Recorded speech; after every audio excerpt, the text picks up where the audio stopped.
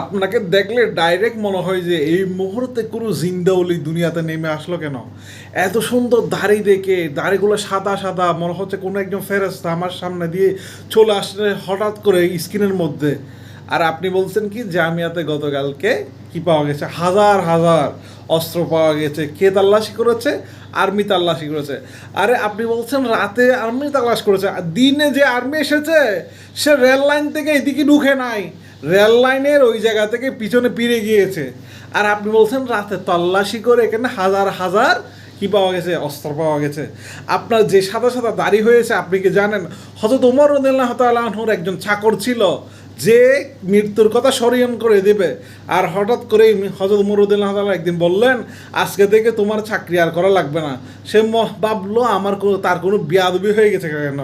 তারপর হযরত ওমর রাদিয়াল্লাহু তাআলা বললেন তোমার কোনো বেয়াদবি হয় নাই, কারণ আমার মৃত্যুর কথা স্মরণ করে দেওয়ার জন্য আজকে থেকে আমার দাড়িতে সাদা রং এসেছে, মানে একটা দাড়ি পাক এসেছে।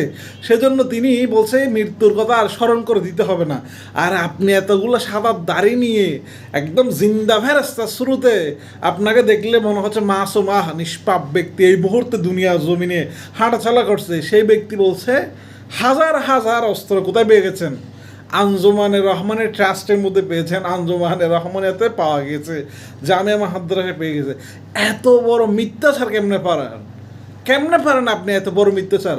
গতকালকে আপনাদের মাসুদ ভাই যিনি খুব অনেক সময় খুব ভালো ভালো বক্তব্য দেয়, তার একটা বক্তব্য শুনে হতো আমাদের রাজশাহীতে যে পরিমাণ কি আছে অস্ত্র আছে, আমাদের রাজশাহী হলের মধ্যে যে পরিমাণ অস্ত্র আছে সেই অস্ত্র দিয়ে পুরো রাজশাহীকে চ্যালেঞ্জ করা যাবে।